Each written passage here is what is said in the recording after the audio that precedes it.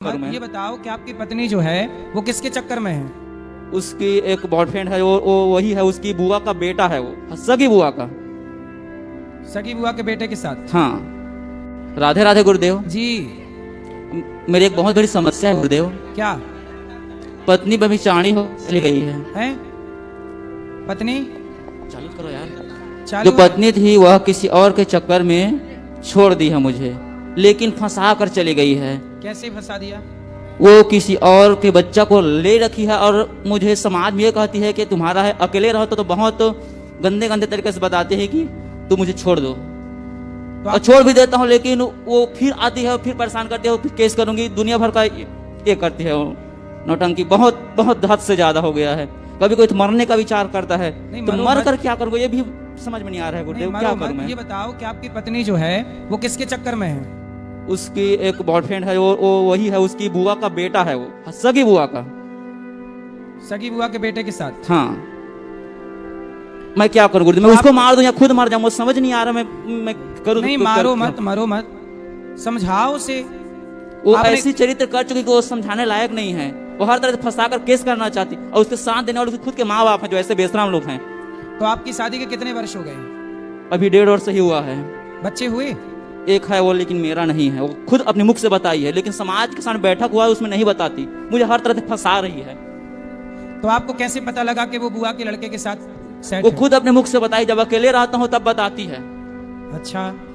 तो और फिर वो फिर ऐसा है कि जो व्यक्ति बुरा है, ऐसा है कि जो व्यक्ति बुरा है आप उसे मारोगे वो आपको मारे, ये समाधान नहीं है।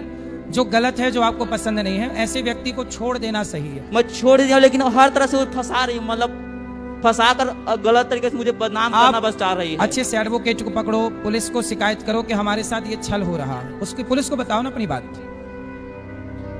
पुलिस को बताओ गुरुदेव, लेकिन पुलिस में लोग ऐसा पहचान है, फिर हमारे खिलाफ ये कर देते हैं। क्या मतलब कि तुम्हें ही फंसाऊंगा ही ऐसा करके। नहीं, पुलिस आपकी बात सुनेगी, क्यों नहीं सुनेगी?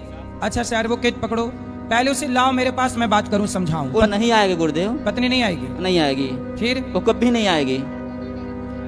हो सकता है आप गलतफहमी पाल रहे हो। नहीं गुरुदेव, गलतफहमी पालता तो फिर मैं यहाँ आपके सामने प्रत्युष नहीं हो पाता। तो फिर आपने क्या सोचा है आगे? मैं जब उसको बोला हूँ ना तो चली गई है, लेकिन वो जो मेरे बड़े भाई हैं और घर के और लोग हैं, अन्य लोग उसको कॉल करके बुला देते हैं। अब जो चली गई है, नहीं आना चाह रही है, तो मेरे खुद के घर के लोग हैं, वो लोग और उसको बढ़ावा दे रहे हैं। तो मैं ये सब क्या करूं? मैं बहुत बहुत ज्यादा ये हो चुका हूं। समझ में नहीं आ रहा है गुरुदेव, क्या करूं? मैं मारपीट करूं क्या? मेरे नहीं, मारपीट ना करो, समझाओ।